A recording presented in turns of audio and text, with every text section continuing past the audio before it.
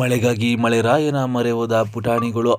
ಮಳೆ ಬರಲಿ ಎಂದು ಪುಟಾಣಿಗಳು ಬೇಡಿಕೆ ಇಡುತ್ತಿರುವ ದೃಶ್ಯ ನಿಜಕ್ಕೂ ಮುದ್ದಾದ ಮತ್ತು ಕಾಳಜಿ ಉಳ್ಳ ಆಲೋಚನೆಯನ್ನು ಪ್ರತಿಬಿಂಬಿಸುತ್ತದೆ.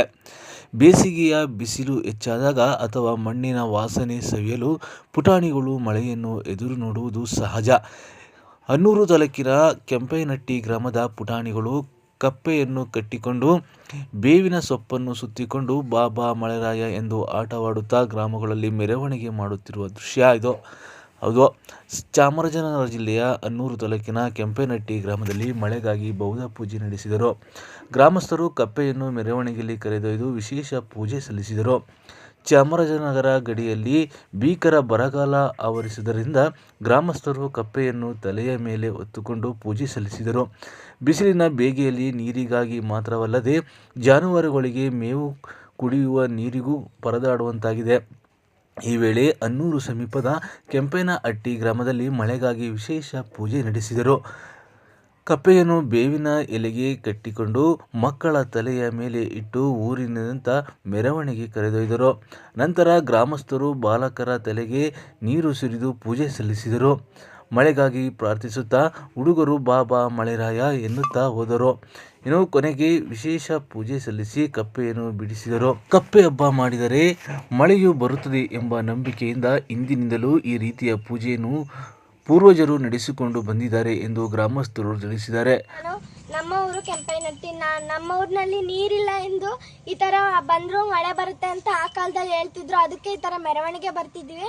ಆವಾಗಾದ್ರೂ ಮಳೆ ಬರ್ಲಿ ಅಂತ ಈ ತರ ಮಳೆರಾಯನ ಬೇಡ್ಕೊಂಡು ಮಳೆ ಬರ್ಸ್ಕೊಳ್ಳೋಣ ಅಂತ ಮಾಡ್ಕೋತಿದೀವಿ. ಇದಕ್ಕೆ ಎಲ್ಲ ನಮ್ಮ ತುಂಬಾ ಕಷ್ಟಗಳೈತೆ. ಮಳೆ ಬರ್ದೆ ತುಂಬಾ ಕಷ್ಟಗಳು. 7-8 ವರ್ಷ ಆಗೈತೆ ಮಳೆ ಬರ್ದೆ. ಅದಕ್ಕೆ ಮಳೆ ಬರ್ಸ್ಕೊಳಕ್ಕೆ ನಾವು ಇಷ್ಟೆಲ್ಲ ಕಷ್ಟಪಡಿ ಮಳೆರಾಯನ ಬೇಡ್ಕೋತಿದೀವಿ. ಮಳೆ ಬರ್ಬೇಕು ಅಂತ ನಾವೆಲ್ಲರೂ ಕೇಳ್ಕೊತಿದೀವಿ. ಅದಕ್ಕೆ ಮಳೆರಾಯ ಬರ್ಬೇಕು. ಫುಲ್ಲು ಬಿಸಿಲು, ಮತ್ತೆ ಕಾಳು ಹೆಜ್ಜೆ ಇದಕ್ಕೆ ಆಗಲ್ಲ, ಅಷ್ಟು ಬಿಸಿಲು ಐತೈತೆ.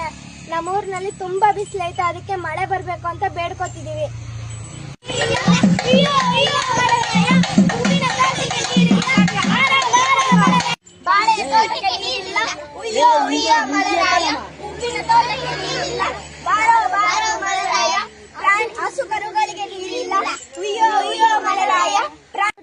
ಮಳೆ ಬಂದು 7-8 ವರ್ಷ ಆಯ್ತು.